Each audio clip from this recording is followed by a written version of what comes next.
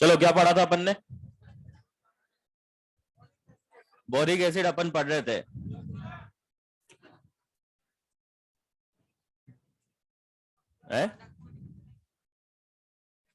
स्लिपेरी nature का होता है। और क्यों होता है स्लिपेरी नेचर का? हाइड्रोजन बॉन्ड की वजह से। ठीक है। जैसे बोरिक एसिड के अंदर इनफाइनाइट यूनिट्स जुड़ी हुई होती है बोरिक एसिड की। ठीक है। और इनफाइनाइट यूनिट्स जुड़ी होती है तो बोरिक एसिड एक पॉलीमर की फॉर्म में एग्जिस्ट करेगा। तो अगर पूछा जाए बोरिक एसिड पॉलीमर की फॉर्म में एग्जिस्ट करता है क्यों? हाइड्रोजन बॉन्डिंग की वजह से। ठीक है। मोनोबेसिक होता है या ट्राइबेसिक होता है? वीक होता है या स्ट्रॉन्ग होता है? लुईस होता है या अरेनियस होता है? चलो आगे बढ़ते हैं और अपन पढ़ते हैं हीटिंग इफेक्ट या heating of boric acid. Heating of boric acid. देखो अपन ने बोरिक एसिड लिया H3BO3। अब बातें नहीं, बोरिक एसिड लिया अपन ने H3BO3। ठीक है। इस बोरिक एसिड को हीट किया। हीट करने पर सबसे पहले जहां पर भी H और O आपको नजर आ जाए वहां से क्या निकाल दो? और वाटर निकाल देंगे तो यहां से H2O 2 मॉलिक्यूल लिए, 2 वाटर निकाले, क्या फॉर्मूला बचेगा?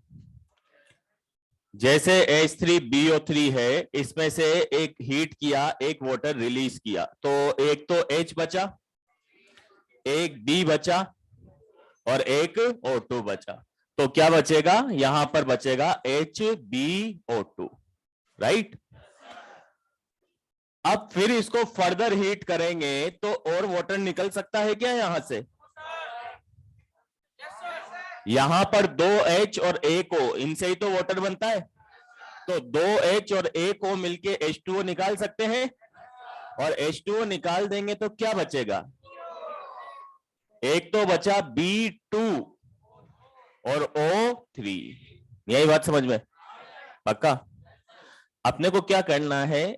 हीटिंग इफेक्ट का मतलब होता है हीट कर रहे हैं। हीट कर रहे हैं तो जहां पर भी आपको O H का कॉम्बिनेशन दिख जाएगा, बस वहीं पे ही आपको क्या रिलीज करवा देना है? वाटर। तो अपन ने यहां पर सबसे पहले वाटर रिलीज कराया। सेकंड वाले पार्ट में भी आपको नजर आ रहा है कि वाटर रिलीज हो सकता है, तो सेकंड वाले पार्ट से भी अपन ने क्या रिलीज करवा दिया? वाटर। तो वाटर रिलीज कराने के बाद में क्या बना? B2O3। ठीक है। इसका नाम होता है ऑर्थोबोरिक एसिड। क्या नाम होता है इसका? Orthoboric acid. ठीक है। इसका नाम होता है मेटाबोरिक एसिड। क्या नाम होता है? मेटाबोरिक एसिड। ठीक है। और एक बार अपन ने पढ़ा था, अभी लास्ट टर्न पे पढ़ा था कि क्या नाम था उसका? Borax bead test. Borax bead test के अंदर क्या बनता है? Metal metaborate. तो अगर मेटाबोरेट का फॉर्मूला आपको देखना है तो जैसे HbO2 को हमने क्या बोला है? मेटाबोरिक एसिड। यही बोला है। और अगर एक एसिड में से H प्लस को बाहर निकाल देते हैं तो क्या बनेगा? BO2 minus. और नाम के पीछे क्या लगा देंगे?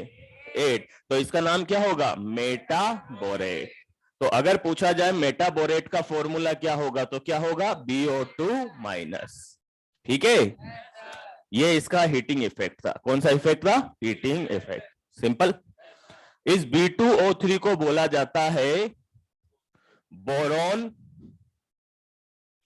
Sesqui oxide. Boron sesqui oxide. ठीक है। बोरॉन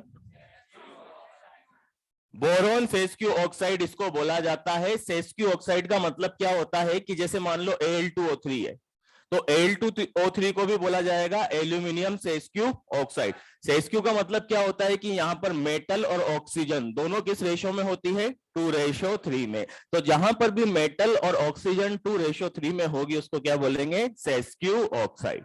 ठीक है, तो इसका नाम क्या हुआ, बोरॉन सेस्क्यू ऑक्साइड। या सिंपल वे में बोरॉन ऑक्साइड तो आप बोल ही सकते हो, कोई दिक्कत वाली बात नहीं है। लेकिन ये थोड़ी सी नई टर्म है तो इसका ध्यान रखना है। बोरॉन सेस्क्यू ऑक्साइड का मतलब होगा मेटल और ऑक्सीजन 2:3 में होगी।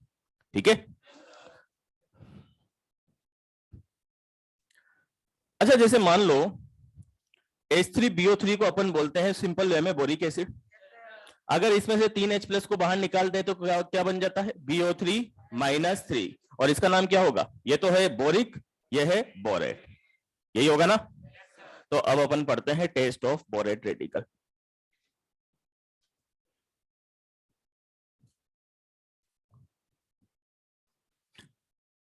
अपन क्या करते हैं, यहां पर बहुत सिंपल सा टेस्ट होता है। ये बोरिक एसिड है, क्या है ये, BOH whole thrice boric acid. इसकी रिएक्शन करवाते हैं अपन इथाइल एल्कोहल के साथ में। किसके साथ में, इथाइल एल्कोहल क्या होता है, C2H5OH, C2H5OH और C2H5OH। ठीक है, इसकी रिएक्शन अपन कराते हैं किसके साथ में, इथाइल एल्कोहल के साथ में। बोरिक एसिड की रिएक्शन इथाइल एल्कोहल के साथ में कराते हैं, फिर इसको बर्न करते हैं। क्या करते हैं, और बर्न करते हैं तो यहां पर ग्रीन कलर की फ्लेम निकलती है। किस कलर की, तो केवल आपको इतनी सी लाइन ध्यान रखनी है कि अगर बोरिक एसिड को इथाइल एल्कोहल के साथ में हीट करते हैं तो ग्रीन कलर की फ्लेम निकलती है, और ग्रीन कलर की फ्लेम निकलती है, इसका मतलब ग्रीन कलर किसकी वजह से आता है, ये आता है बोरेट रेडिकल की वजह से। देखो यहां पर क्या होता है, इसको हीट करेंगे ना अपन, मिक्स करके हीट करेंगे तो वाटर रिलीज होगा, और वाटर रिलीज होगा तो वाटर रिलीज होने पर ये किस तरीके से हो जाएगा, BOC2H5, OC2H5 और OC2H5। या इसको इस तरीके से भी लिख सकते हैं, BOC2H5 होल थ्राइस। इसको बोला जाएगा इथाइल बोरेट। क्या बोला जाएगा इसको, और इस इथाइल बोरेट का जो कलर होगा वो कौन सा होगा, ग्रीन कलर। तो सिंपल सी बात यह है कि अगर आप इसको हीट करोगे तो किस कलर की फ्लेम निकलेगी, ग्रीन कलर की। ठीक है, ये लाइन आपको ध्यान रखनी, लिख लो।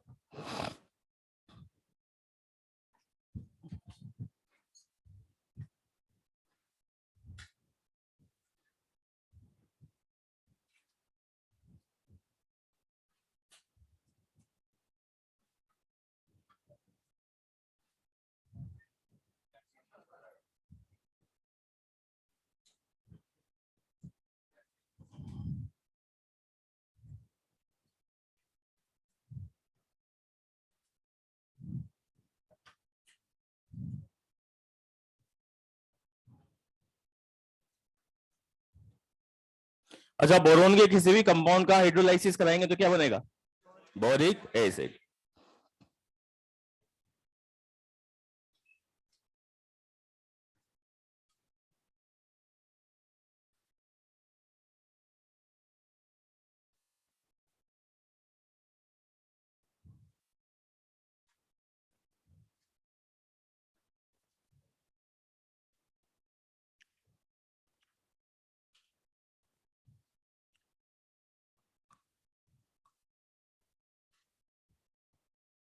इसमें थ्योरी थ्योरी बहुत सारी है यार, पॉइंट वाइज याद करना है इनको। हम्म, अरे क्या खत्म खत्म कर रखा है यार।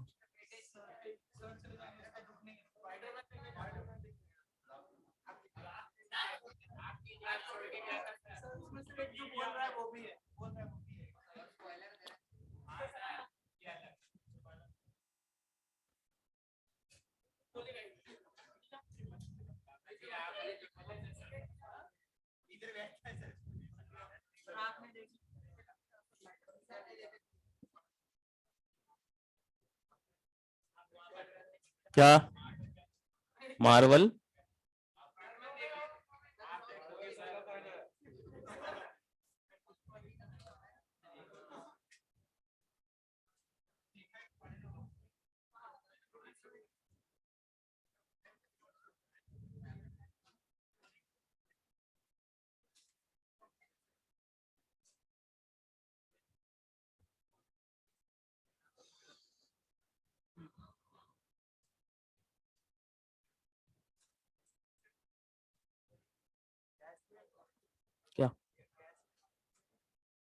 गैस की तरह उड़ता जाता है ये, जलाएंगे ना जलता हुआ रहेगा ना, गैस की तरह उड़ता जाएगा।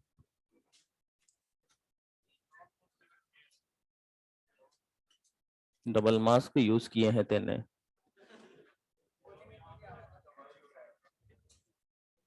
किससे बचने के लिए?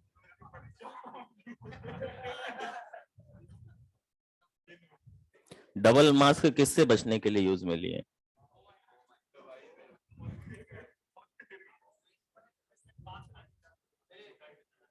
बात तो वैसे भी खाली नहीं जाएगी।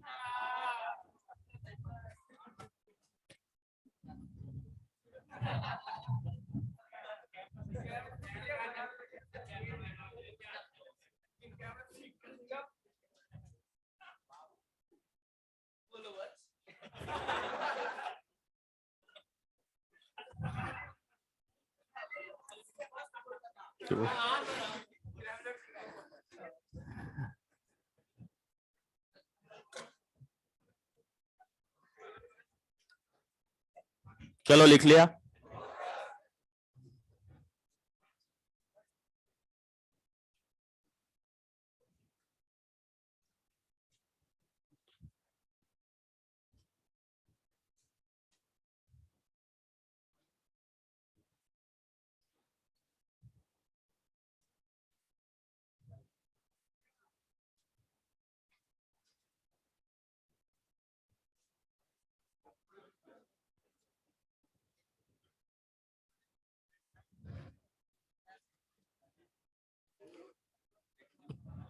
वो कुछ नहीं पूछता,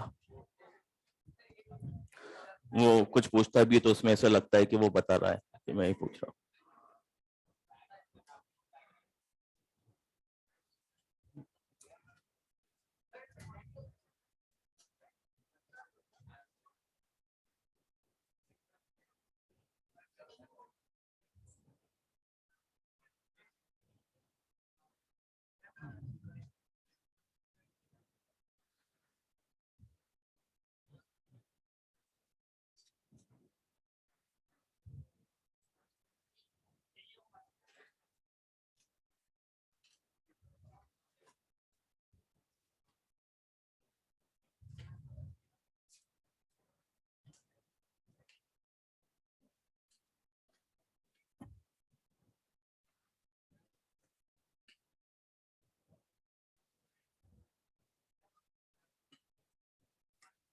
चलो नेक्स्ट कंपाउंड अब ओपन पढ़ते हैं। B2H6।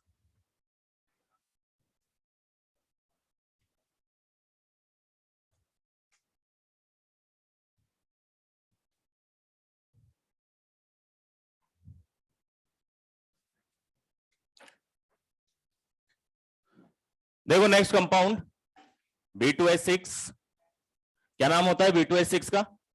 डाइबोरेन। B2H6 और इसका नाम होता है डाइबोरेन।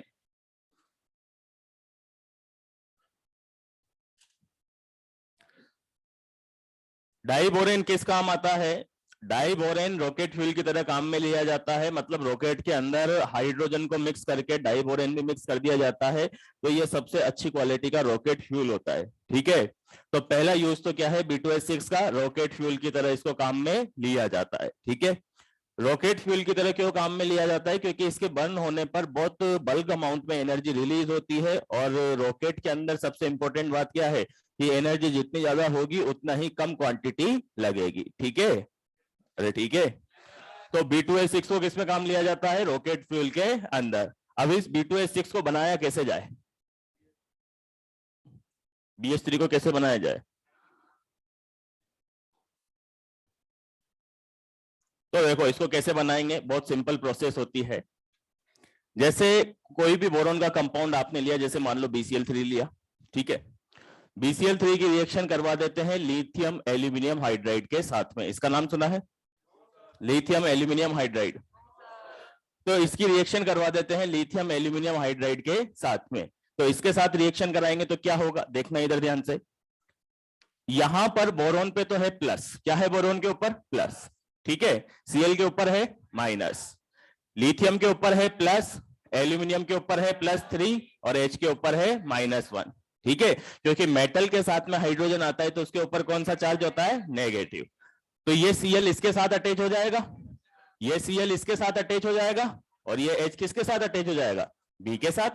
यही बात समझ में, प्लस वाला माइनस के साथ और माइनस वाला प्लस के साथ। तो बोरोन का हाइड्रोजन के साथ कॉम्बिनेशन होगा तो क्या बन जाएगा, B2H6। तो एक प्रोसेस तो यह है B2H6 बनाने का। ठीक है, यहां समझ में, सिंपल सा है, सिंपल सा ही है, प्लस का माइनस के साथ, माइनस का प्लस के साथ। चलो सेकंड प्रोसेस देखते हैं। जैसे BCl3 लिया, क्या लिया, और इसकी रिएक्शन कराई NaH के साथ में, किसके साथ में, थोड़ी ज्यादा क्वांटिटी ले लो इसकी। ठीक है, क्या बनेगा, ये +3 है, ये Cl- है, ये +1 है, ये H- है। माइनस तो किसके साथ, B के साथ, Cl किसके साथ, सोडियम के साथ। क्या बन जाएगा, एक तो बन जाएगा B2H6 और दूसरा बन जाएगा NaCl। क्लियर है, कोई डाउट इसमें। और एक और प्रोसेस होती है इसको बनाने की, NaBH4, NaBH4, और इसकी रिएक्शन करा दो I2 के साथ। ठीक है, किसके साथ, अब NaBH4 की रिएक्शन I2 के साथ कराएंगे तो क्या क्या बन सकता है, Na पे तो प्लस, I पे क्या हो जाएगा, माइनस। क्या बन जाएगा, एक तो बन जाएगा NaI। अब NaI बनने के बाद में क्या बचा, BH4, BH4 बचा, और BH4 बचा तो ये BH4 डबल है ना, डबल है ना, तो ये B2H6 में कन्वर्ट हो जाएगा और यहां से क्या बाहर निकल जाएगी, H2। तो ये दोनों का कॉम्बिनेशन एक साथ ही काम में ले लिया जाता है, किसके अंदर, रॉकेट फ्यूल के अंदर। ठीक है, ये 3 प्रोसेस होते हैं इसको बनाने के। तो फर्स्ट पॉइंट लिखो, क्या, पहले पॉइंट लिख लो, B2H6 is used, B2H6 is used as a rocket fuel, as a rocket fuel। ठीक है, फिर उसके बाद में ये प्रिपरेशन के तीनों मेथड लिख लो। हाँ, फर्स्ट तो अपन ने बोरेक्स पढ़ा, सेकंड अपन ने बोरिक एसिड पढ़ा, और थर्ड B2H6 पढ़ रहे हैं। ये लास्ट कंपाउंड है, उसके बाद बोरॉन फैमिली खत्म।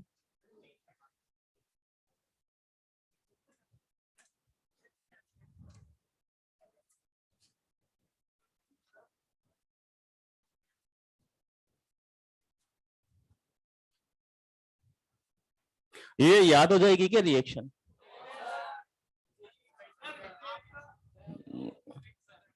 नहीं इसमें ट्रिक नहीं है, एक्चुअल में क्या है कि रिएक्शन तो याद करनी पड़ेगी।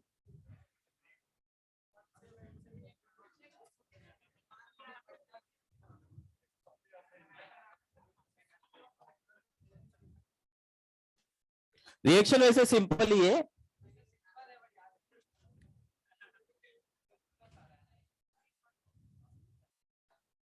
कुछ याद रहता है तेरे को,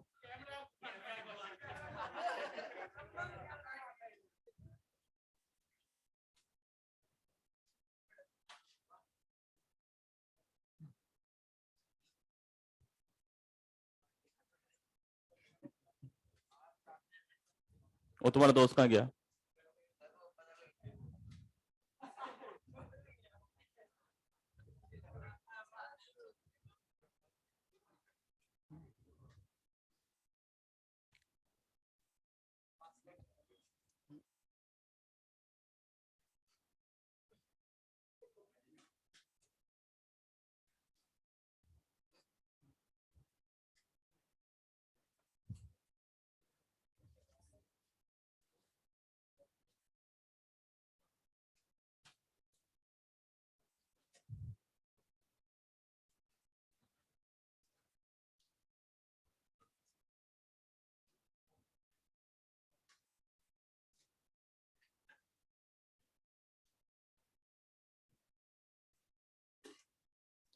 लिख लिया क्या, लिख लिया तो फिर इसके आगे पॉइंट लिखना।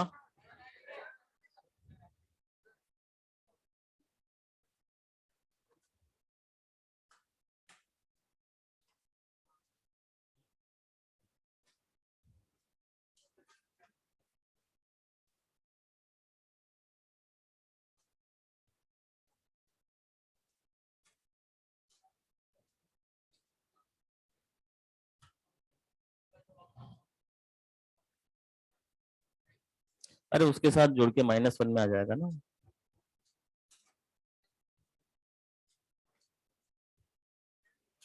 चलो लिखो, reaction of B2H6,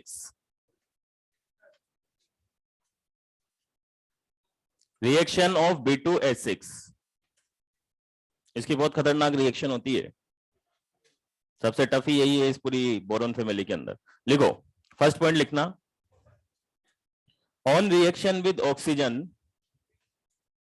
on reaction with oxygen, oxygen के साथ रिएक्शन कराएंगे तो क्या बना लेगा, ऑक्साइड। तो on reaction with oxygen it is form B2O3, B2O3 क्या नाम था इसका, बोरॉन सेस्क्यू ऑक्साइड। ठीक है, तो अगर ऑक्सीजन के साथ रिएक्शन करेंगे तो ऑक्साइड बना लेगा। ठीक है, सेकंड पॉइंट लिखना,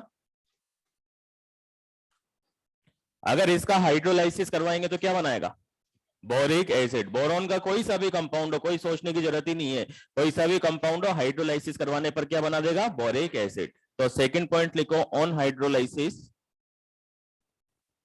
on hydrolysis it is form boric acid, it is form boric acid.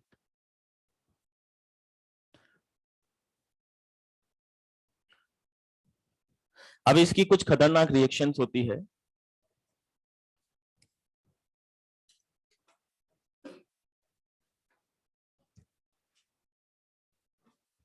देखो इधर देखना ध्यान से, बोरोन नाइट्रोजन से रिलेटेड कंपाउंड के साथ में जब रिएक्ट करता है ना तो कैसे करता है, B2H6 ऐसा बनाया था अपन ने, याद है कुछ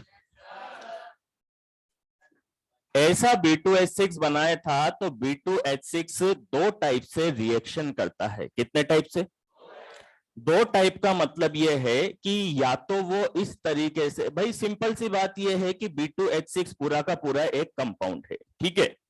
अब ये रिएक्ट करेगा तो रिएक्ट कैसे करेगा, भाई इसके बॉन्ड ब्रेक होंगे तभी तो रिएक्ट करेगा, अगर बॉन्ड ही ब्रेक नहीं होंगे तो रिएक्ट क्यों करेगा। तो अगर B2H6 किसी के साथ रिएक्ट करता है तो मतलब बॉन्ड ब्रेक होंगे तभी रिएक्ट करेगा। और बॉन्ड ब्रेक कैसे होंगे, ये बॉन्ड है ना दो टाइप से ब्रेक होते हैं, कितने टाइप से, एक तो होता है सिमेट्रिकल, एक तो कैसा होता है, सिमेट्रिकल, इसको बोला जाता है सिमेट्रिकल क्लेवेज, क्या बोला जाता है, सिमेट्रिकल क्लेवेज। और दूसरा होता है अनसिमेट्रिकल क्लेवेज। सिमेट्रिकल और अनसिमेट्रिकल का मतलब क्या होता है, सिमेट्रिकल का मतलब होगा कि B2H6 आपके सामने बना हुआ है, ये इसके बॉन्ड ब्रेक होंगे, बॉन्ड ब्रेक होंगे, इसका मतलब सिमेट्रिकल मतलब इक्वल पार्ट में बॉन्ड ब्रेक होंगे तो उसको क्या बोलेंगे, सिमेट्रिकल। और अगर अनइक्वल ब्रेक होंगे तो उसको क्या बोलेंगे, अनसिमेट्रिकल। अगर सिमेट्रिकली ब्रेक होगा मतलब इक्वली ब्रेक होगा तो किसमें ब्रेक होगा, दो BH3 को मिला के अपन ने क्या बनाया था, B2H6 बनाया था।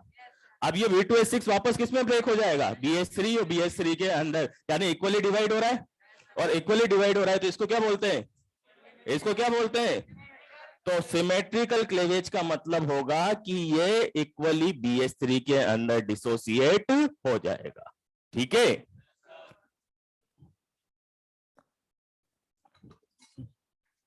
और अनसिमेट्रिकल का मतलब होगा अनसिमेट्रिकली, और अनसिमेट्रिकली ब्रेक होगा तो किसके अंदर ब्रेक होगा, अनसिमेट्रिकली ब्रेक होगा ये BH2 प्लस, BH2 प्लस और BH4 माइनस, ठीक है। तो आपको ये पॉइंट ध्यान रखना है कि B2H6 जब भी रिएक्ट करेगा दो टाइप से रिएक्ट करेगा, या तो सिमेट्रिकली या अनसिमेट्रिकल। सिमेट्रिकली का मतलब होगा इक्वल और अनसिमेट्रिकल का मतलब होगा अनइक्वल। इक्वल का मतलब BH3 में, और अनइक्वल का मतलब कि एक तो BH2 एक BH4 माइनस, क्लियर है। अब कब सिमेट्रिकल होगा कब अनसिमेट्रिकल होगा इसके बारे में अपन डिस्कशन करते हैं।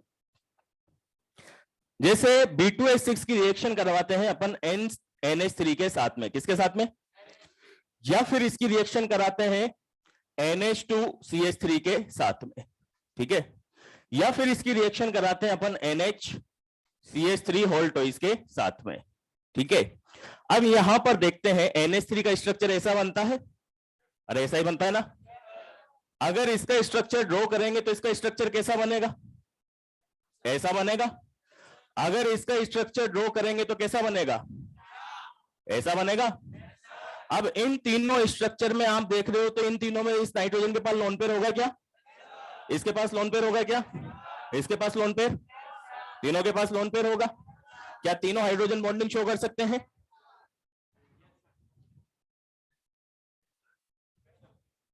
क्या तीनों हाइड्रोजन बॉन्डिंग शो कर सकते हैं।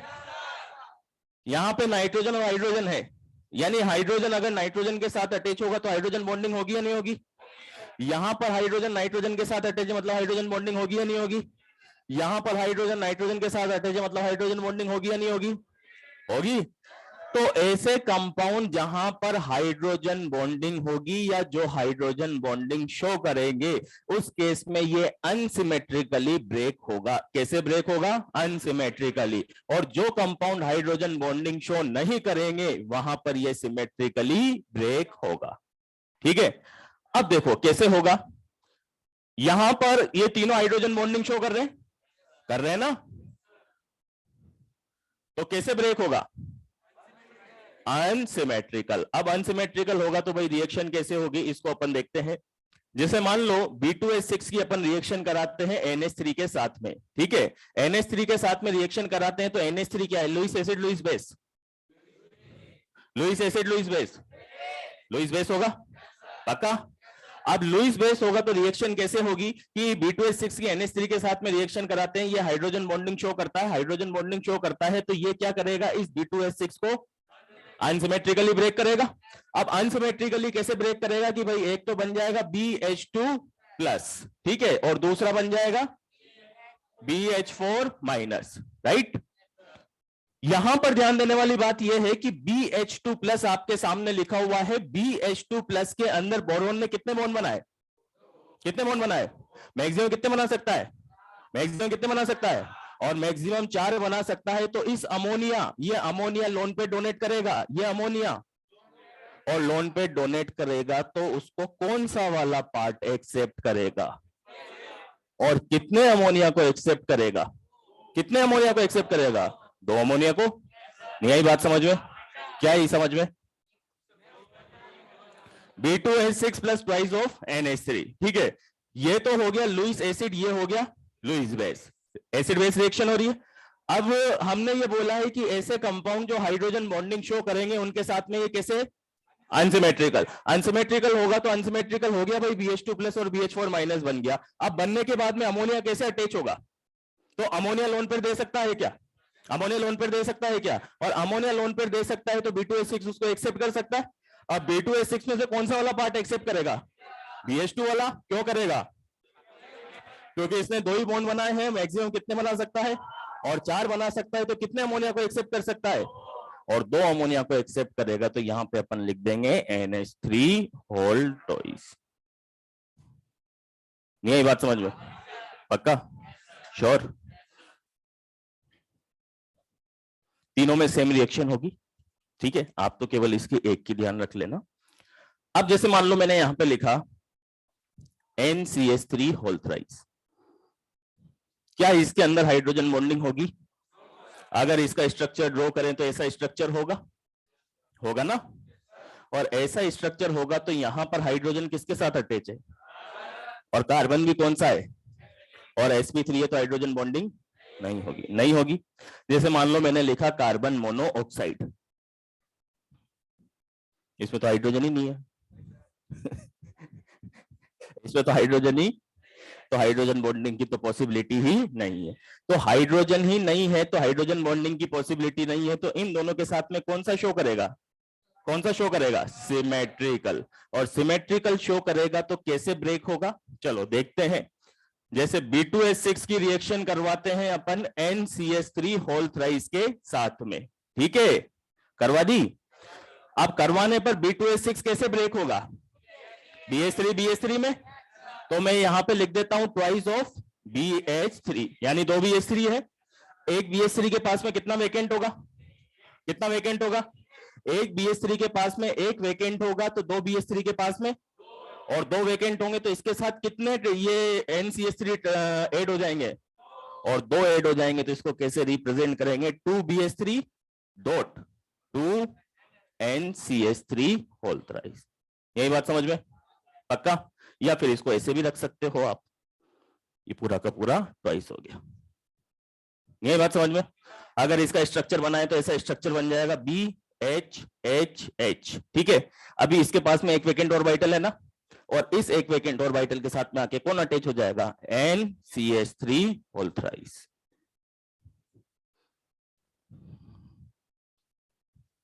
थोड़ी सी आई क्या?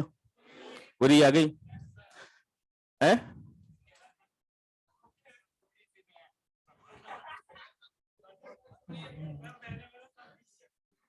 तो मेनली ये 5 कंपाउंड है जिनकी रिएक्शन हमसे पूछी जाती है।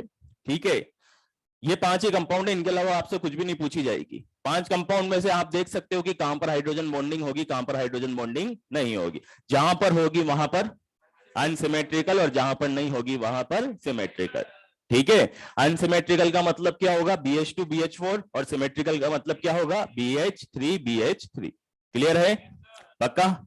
और अल्टीमेटली B2H6 लुईस एसिड की तरह काम करता है क्योंकि इसका ऑक्टेट कैसा होता है? इनकम्प्लीट। तो ये लोन पेयर को तो एक्सेप्ट करेगा। अगर अनसिमेट्रिकल होता है तो BH2 करेगा, अगर सिमेट्रिकल होता है तो BH3 करेगा।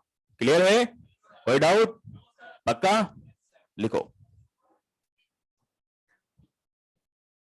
देखो इस पे बेस्ट क्वेश्चन कैसे पूछे जाते हैं, पहले लिखो इसको।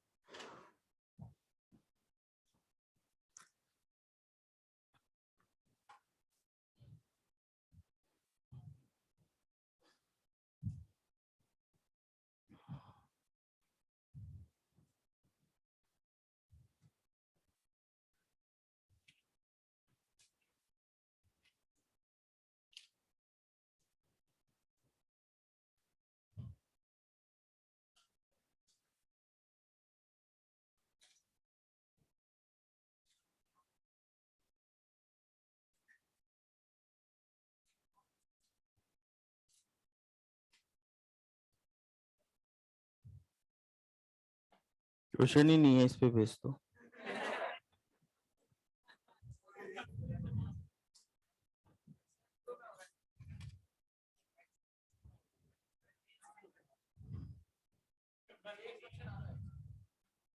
इसमें भी नहीं है।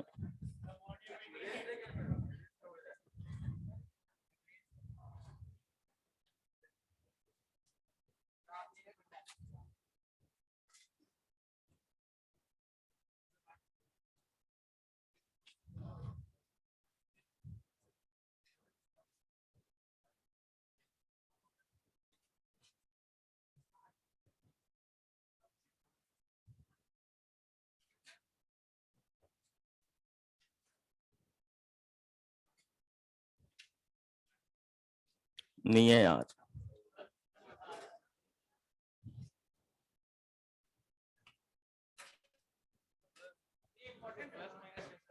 कौन सा प्लस माइनस? भाई ये अनसिमेट्रिकली डिस्ट्रीब्यूट होगा ना, चार्ज तो आएगा ही सही ना। जैसे BH3 है नॉर्मल वे में समझो, अब उसने एक हाइड्रोजन दे दिया तो उसके ऊपर तो प्लस आ गया, जिसको दिया उसके ऊपर माइनस आ गया।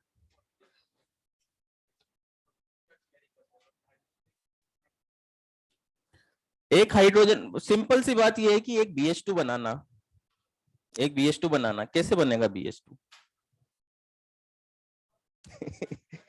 सामने वाला एक हाइड्रोजन एक्सेप्ट करेगा तो वो BH4 हो गया। बोरोन का EN कितना होता है? 2। हाइड्रोजन का कितना होता है? 2.1। तो हाइड्रोजन पे कौन सा होगा? नेगेटिव।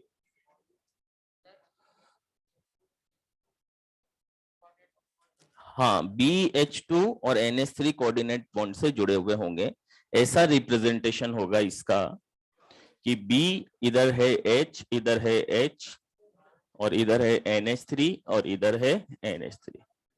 इसके पास दो वेकेंट ऑर्बिटल प्रेजेंट होंगे।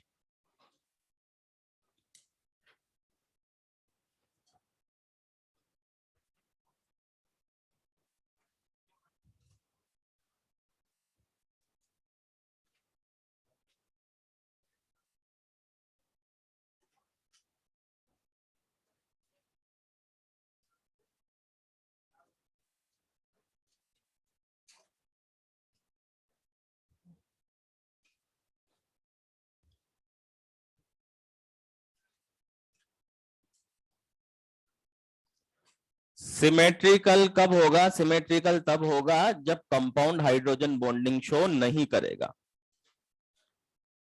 जिसके साथ आप रिएक्शन करा रहे हो अगर वो हाइड्रोजन बॉन्डिंग शो नहीं करेगा, कंपाउंड को देख के मालूम चलेगा, तो फिर वहां पर सिमेट्रिकल होगा, और जो कंपाउंड हाइड्रोजन बॉन्डिंग शो करेगा वहां पर अनसिमेट्रिकल होगा।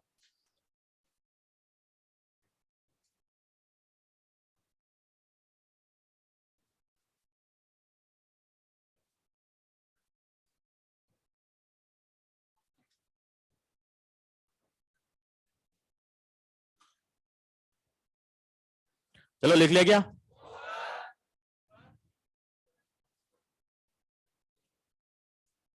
अभी कहाँ खत्म, अभी तो बहुत कुछ बाकी है।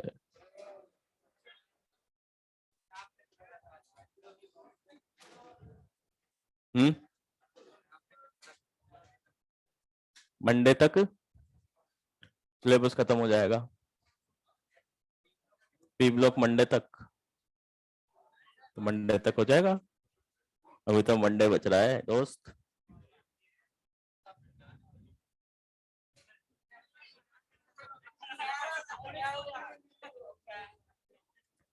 चलो लिख लिया क्या?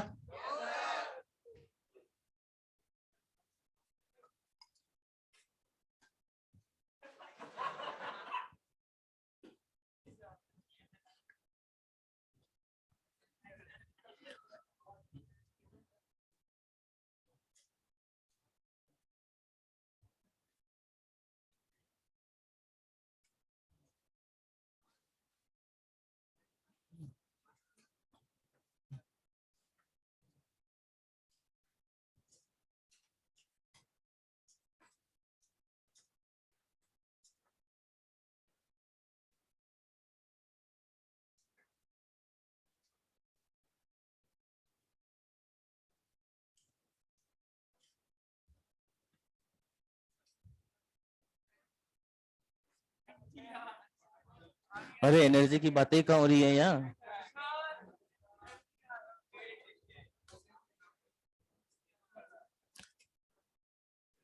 ये लिख लिया हो। अबे तूने इतनी सी देर में क्या ये एक डायग्राम बनाया है क्या? थोड़ी स्लो है।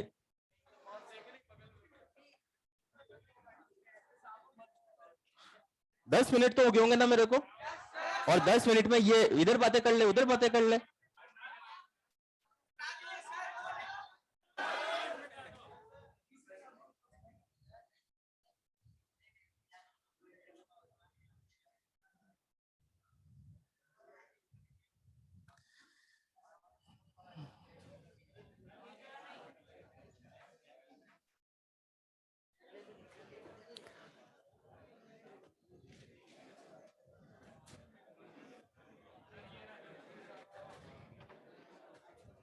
चलो इधर देखना, अब B2H6 की रिएक्शन है।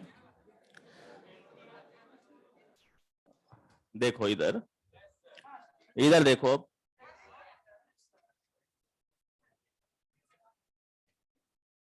अब अगर तू पीछे मुड़ा और तूने कुछ बोला तो या तो चुपचाप इधर खड़ा हो जाना, नहीं तो बेइज्जत होकर इधर खड़ा होएगा।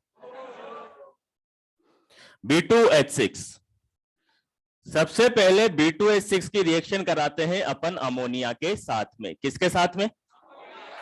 अमोनिया के साथ में रिएक्शन कराते हैं कम टेम्परेचर पे, लो टेम्परेचर पे। ठीक है, लो टेम्परेचर का मतलब होता है 200 डिग्री सेंटीग्रेड से कम। ठीक है तो ये सिमेट्रिकल शो करेगा या अनसिमेट्रिकल? NH3 के साथ में NH3 अमोनिया हाइड्रोजन बॉन्डिंग करेगा या नहीं करेगा? तो सिमेट्रिकल शो करेगा या अनसिमेट्रिकल?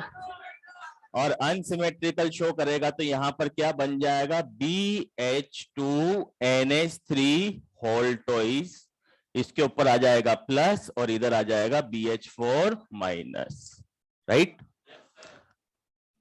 वापस से अमोनिया के साथ ही रिएक्शन करवा रहे हैं, लेकिन टेम्परेचर को बढ़ा दिया, हाई कर दिया। हाई का मतलब 200 से ज्यादा। ठीक है, तो यहां पर बनता है BN। क्या बनता है? BN। BN को बोला जाता है इनऑर्गेनिक ग्रेफाइट। क्या बोला जाता है? Inorganic graphite. ठीक है। इनऑर्गेनिक ग्रेफाइट का मतलब क्या होता है? जैसे ऑर्गेनिक ग्रेफाइट था, तो ऑर्गेनिक ग्रेफाइट के अंदर क्या था कि इस तरीके से अपन ने हेक्सागोनल लेयर्स बनाई थी, ठीक है, और इस तरीके से अपन ने डबल बॉन्ड वगैरह बना के सिस्टम सेट कर दिया था। अब यहां पर क्या होगा इनऑर्गेनिक ग्रेफाइट के अंदर कि कार्बन तो है ही सही, सॉरी, या एक जगह बी आ जाएगा, एक जगह एन आ जाएगा, एक जगह बी आ जाएगा, एक जगह एन आ जाएगा। सेम वैसी ही स्ट्रक्चर होगी जैसी नॉर्मल ग्रेफाइट की होती है, सेम वैसी ही स्ट्रक्चर होती है, केवल चेंज इतना सा होता है कि कार्बन की जगह बी और एन का कॉम्बिनेशन बन जाता है। तो इसको बोला जाता है इनऑर्गेनिक ग्रेफाइट। ठीक है, ठीक है।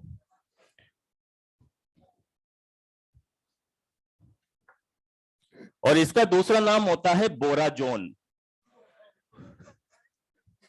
ये नाम बहुत कंफ्यूजिंग है। और अगर B2H6 की रिएक्शन अपन फिक्स्ड प्रोपोर्शन में कराते हैं, फिक्स्ड प्रोपोर्शन में अमोनिया के साथ में, किसके साथ में? फिक्स्ड प्रोपोर्शन का मतलब क्या है कि यहां पर 1 तो है B2H6, कितना है? 1। 1 तो है B2H6 और 2 है NH3, यानी 1 मोल तो B2H6 है और 2 मोल NH3 है। ठीक है। और टेम्परेचर कैसा है? टेम्परेचर हाई है, हाई टेम्परेचर है, यानी 200 से ज्यादा। कहने का मतलब ये हुआ, आपने NH3 के साथ रिएक्शन कराई, 200 से कम होगा तो ये बनेगा, 200 से ज्यादा होगा तो ये बनेगा, और एक फिक्स प्रपोर्शन में होंगे। फिक्स प्रपोर्शन का मतलब क्या है कि मान लो 2 किलो तो आपने जैसे मान लो NH3 लिया और 1 किलो क्या लिया? B2H6। तो फिक्स प्रपोर्शन में होंगे तो यहां पे बनेगा B3N3H6, और इसको बोला जाता है इनऑर्गेनिक बेंजीन। क्या बोला जाता है इसको? Inorganic benzene. ठीक है, क्या बोला जाता है इसको? Inorganic benzene. अभी बताऊंगा, इसका भी स्ट्रक्चर बताऊंगा। B3N3H6, इसको क्या बोला जाता है? Inorganic benzene. ठीक है। अब जैसे बेंजीन, जैसे क्या नाम होता है? बेंजीन। वैसे यहां पे बोरोन आ गया ना, तो इसका नाम होगा बोराजीन। बोराजीन, क्या नाम होगा? बोराजीन। तो इसको इनऑर्गेनिक बेंजीन भी बोलते हैं, इसका दूसरा नाम होता है बोराजीन। ठीक है। और एक और नाम होता है इसका बोराजोल।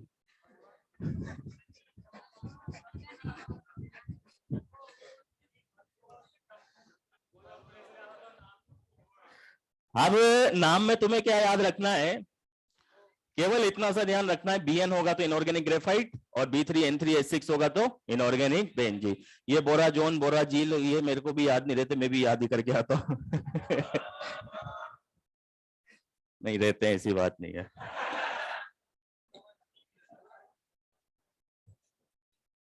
पर याद ही करने पड़ते हैं ये, और इनको याद करोगे तो सबसे बड़ी बात ये है कि ये कंफ्यूज हो जाओगे कि ये बोराजोन था कि ये जोल था। तो इसलिए केवल इतना सा ध्यान रख लेना। क्या ध्यान रख लेना? कि अगर हाई टेम्परेचर होगा अमोनिया के साथ में तो क्या बनेगा? Inorganic graphite. और अगर फिक्स प्रोपोर्शन में होंगे तो क्या बनेगा? Inorganic benzene. अब इधर देखना, इनऑर्गेनिक बेंजीन और नॉर्मल बेंजीन में क्या डिफरेंस होता है, देखना इधर ध्यान से।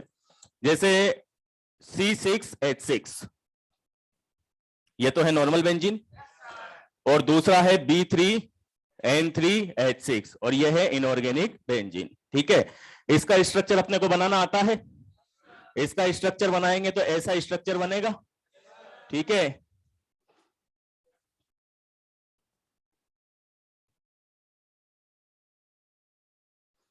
और अगर आप इनऑर्गेनिक बेंजीन का स्ट्रक्चर बनाओगे तो सेम टू सेम यही स्ट्रक्चर बनेगा, बस कार्बन की जगह क्या आ जाएंगे? Boron and nitrogen. देखो किस तरीके से, ये बोरोन, ये नाइट्रोजन, ये बोरोन, ये नाइट्रोजन, ये बोरोन,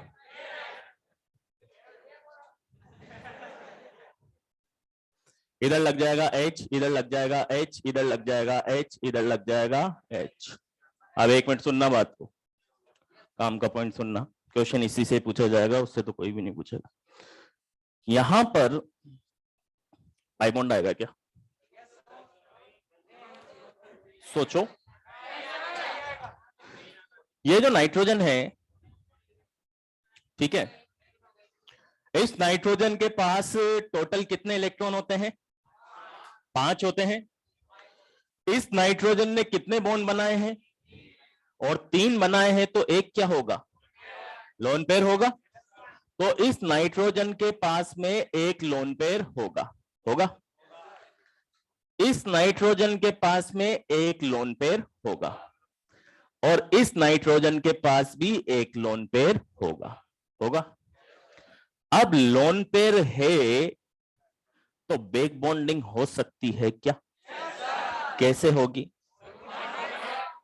बोरोन का है पास इलेक्ट्रॉन है 1 2 3 4 5 6, 6 इलेक्ट्रॉन है।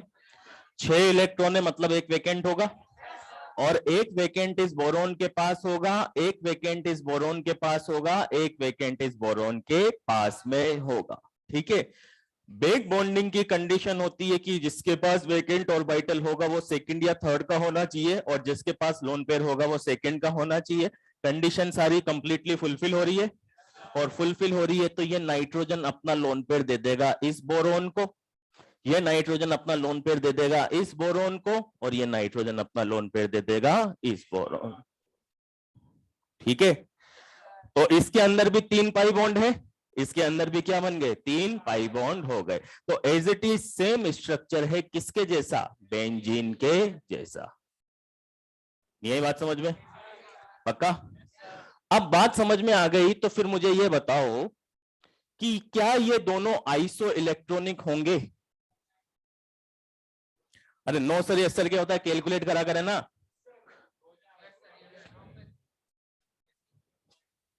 क्या ये दोनों आइसो इलेक्ट्रॉनिक होंगे? अगर इसके इलेक्ट्रॉन काउंट करोगे तो C6H6 है।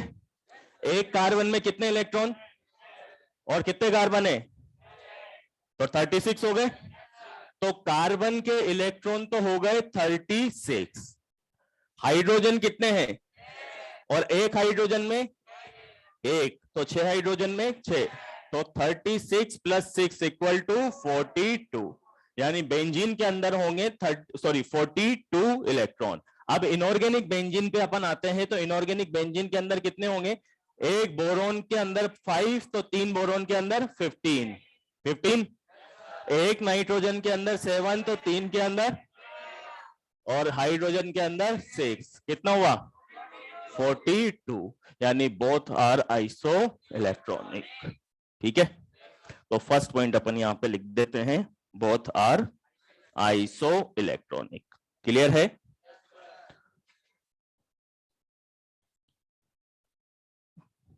आइसो स्ट्रक्चरल भी लिख देते हैं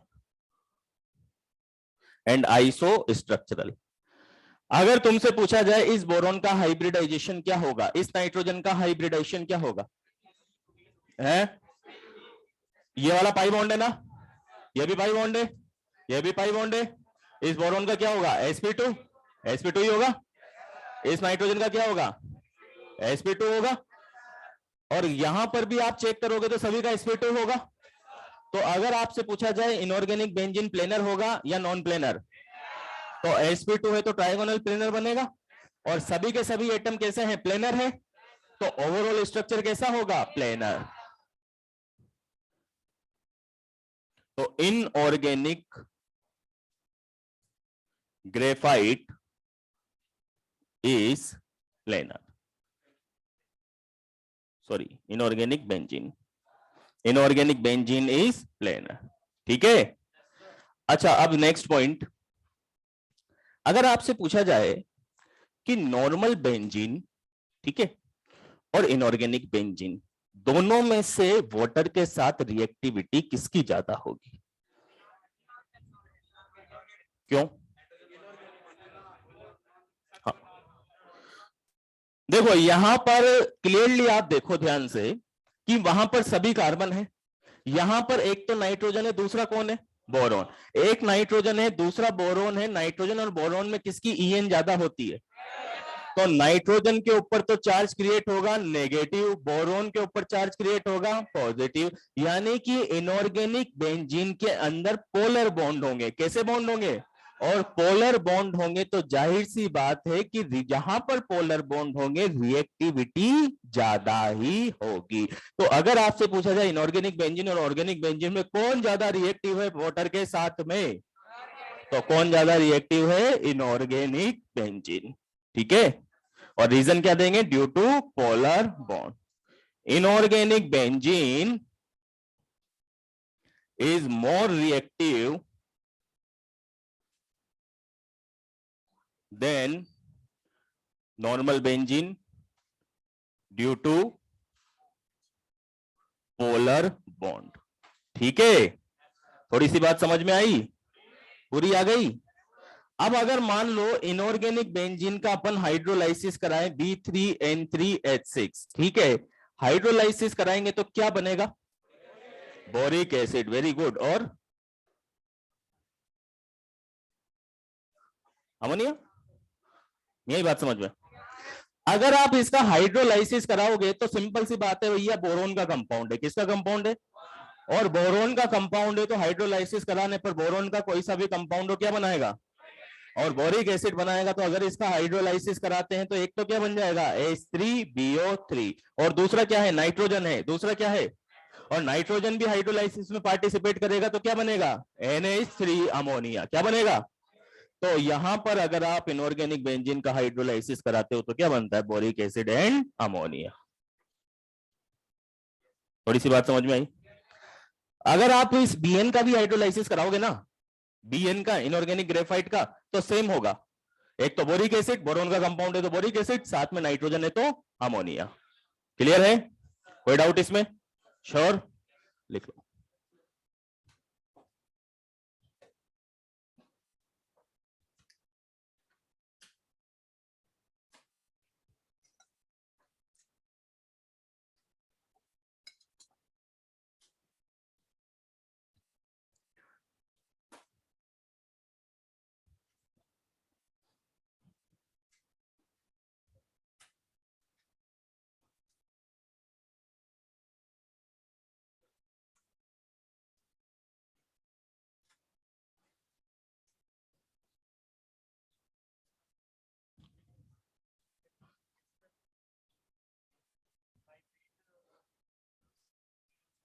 मोल की अकॉर्डिंग,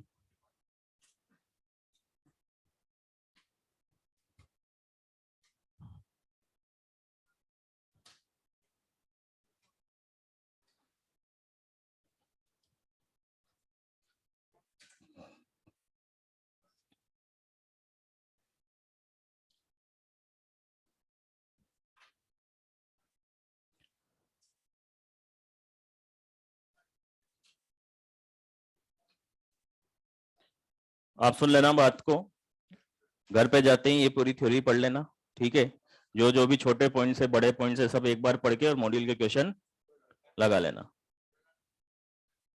तो उससे थोड़ा सा अच्छा हो जाएगा, याद भी हो जाएगा, नहीं तो कुछ भी याद नहीं होगा बोरोन फैमिली में।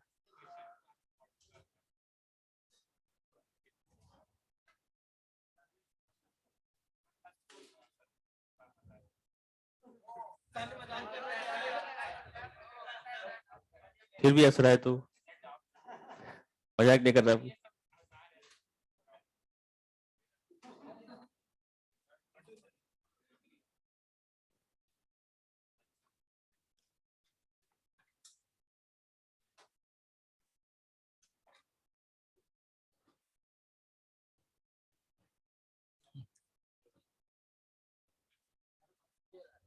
है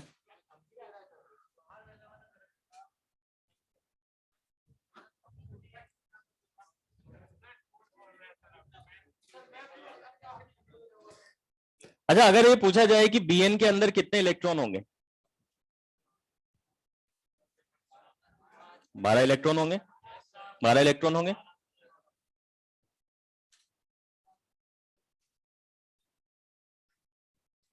क्वेश्चन है इसमें का।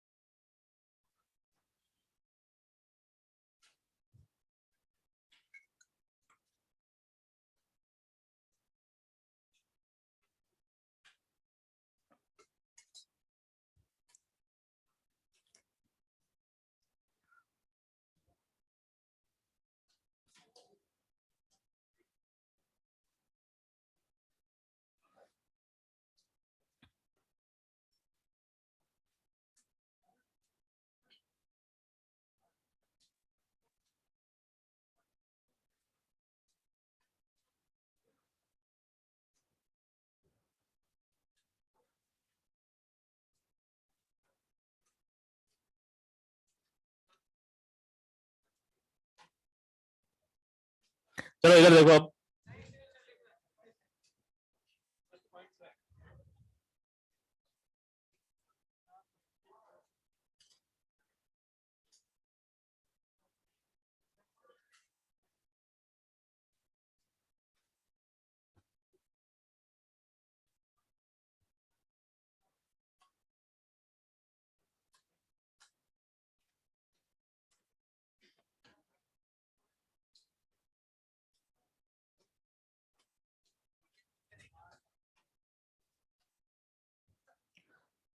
पोटाश एलम, और पोटाश एलम का फॉर्मूला क्या होता है?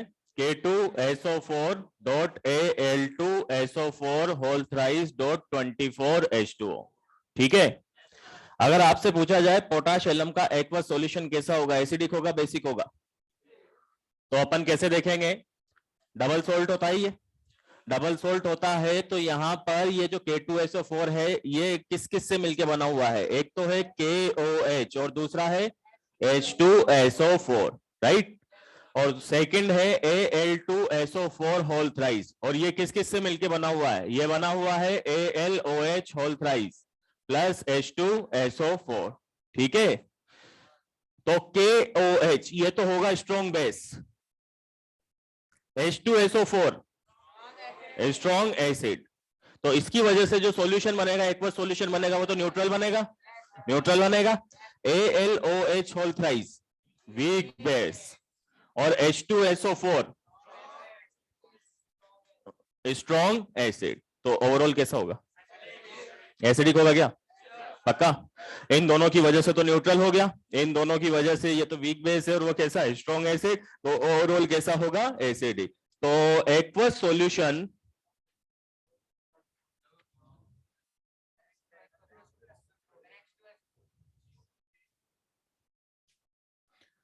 aqueous solution of potash alum is acidic in nature। ठीक है। ये पोटाश एलम किस काम आती है? पानी को फिल्टर करने के लिए, और कहीं पे ब्लीडिंग वगैरह होती है,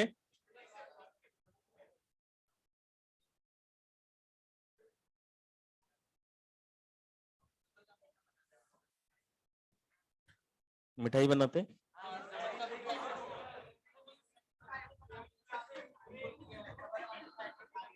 अब सुनो, बात को सुनना ध्यान से। एक पॉइंट अपन ने पहले पढ़ लिया था एलम के अंदर की, जो लिथियम है वो डबल सोल्ट या एलम का फॉर्मेशन क्यों नहीं कर सकता? क्योंकि उसका कोऑर्डिनेशन नंबर कितना होता है? 4। इसका डिटेल फॉर्मूला लिखा था ना एक बार अपन ने, लिखा था ना? तो उस पॉइंट को वापस लिखने की जरूरत है क्या? ऑलरेडी अपन लिख चुके हैं, लिख चुके हैं। और डिटेल फॉर्मूला भी अपन ने एक बार पहले लिख लिया था कि KH2O होल 6 ब्रैकेट में था, और उस फॉर्मूला के बेस पे ही अपन ने समझाया था कि जो लिथियम है वो डबल सोल्ट का फॉर्मेशन नहीं करता। तो अभी के लिए तो केवल ये पॉइंट है कि aqueous solution of potash alum is कैसा होता है? Acidic in nature. ठीक है। अब जैसे मान लो कि इसका नाम तो है पोटाश एलम, अगर आपको सोडा एलम बनाना है तो के की जगह क्या रख दें? एन है। अगर मान लो कि आपको, अच्छा ये कॉमन फॉर्मूला होता है, जैसे अपन ने बोला है ना M2SO4 dot M-2SO4 whole thrice dot 24H2O, right. तो M का मतलब तो मोनोवेलेंट, मोनोवेलेंट, और M डैश का मतलब ट्राइवेलेंट। तो जैसे मान लो कि आपने ट्राइवेलेंट में क्रोमियम रख दिया, क्या रख दिया? तो इसको बोलेंगे क्रोम एलम। अगर आपने ट्राइवेलेंट में क्या रख दिया? आयरन, तो इसको क्या बोलेंगे? Iron alum. बात आ रही है समझ में? यही समझ में? क्या ही समझ में? एलम कॉमन है। फर्स्ट वाला तो कौन सा है? मोनोवेलेंट। ये कौन सा है? मोनोवेलेंट। और ये कौन सा है? ट्राइवेलेंट। तो जैसी मेटल आप रखोगे ना, जैसी मेटल आप रखोगे वही उसका नाम हो जाएगा। जैसे यहां पर इस तरीके से है, तो यहां पर इसका नाम हमने क्या बोला? Potash alum. अगर सोडियम रखा तो सोडा एलम। अगर मान लो यहां पर आयरन रख देंगे तो आयरन एलम। यहां पर क्रोमियम रख दिया तो क्रोम एलम। तो एलम तो कॉमन है, जैसी मेटल आप रखोगे उसी के अकॉर्डिंग उसका नाम रख देंगे। यही बात समझ में आ गई? पक्का? तो ये लिख लो, पहले क्वेश्चन मार्क कर लो तुम।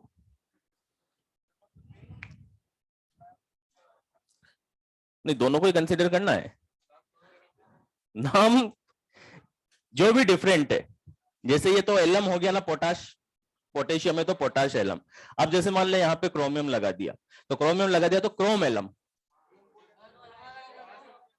और वहां सोडियम है, यहाँ पे क्रोमियम है तो soda chrome alum, potash chrome alum, iron chrome alum.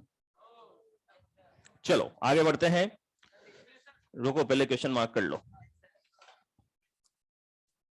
Exercise 1, exercise 1,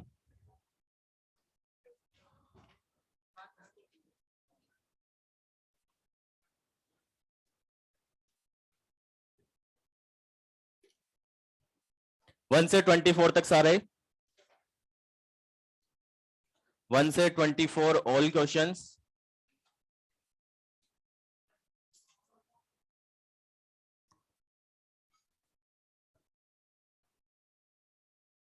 one से 24 ऑल क्वेश्चंस। क्या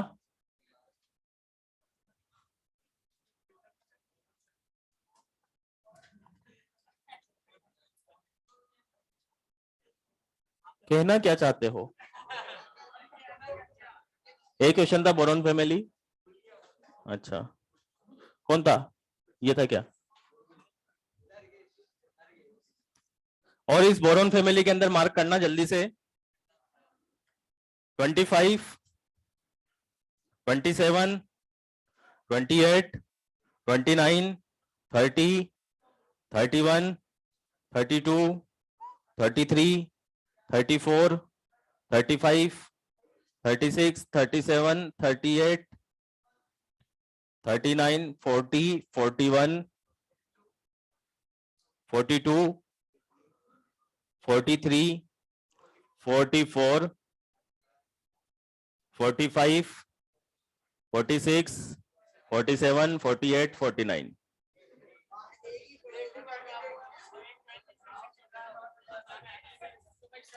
ये 26 भी छूटा है और एक थोड़ा सा एल्यूमिनियम का और पार्ट बचा हुआ है।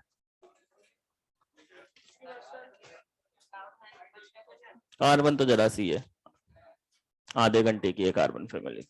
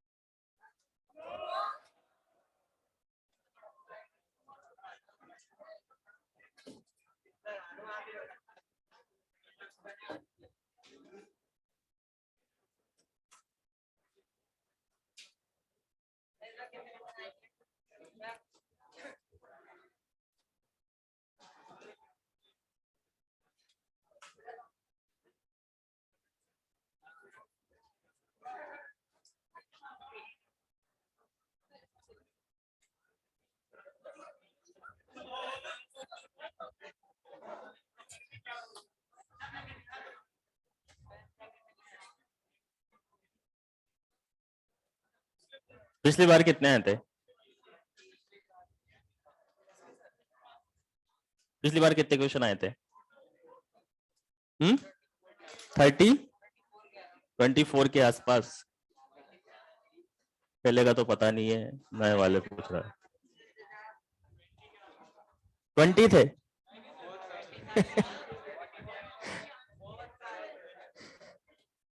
चलो क्लास ओवर, मिलते हैं फिर नेक्स्ट टर्न पे। जाते ही क्वेश्चन कर लेना तो बन जाएंगे, बाद में करोगे तो नहीं बनेंगे। खाना भी खा सकता है, सब कर सकता है, जो भी तू एक्टिविटीज करना चाहता है।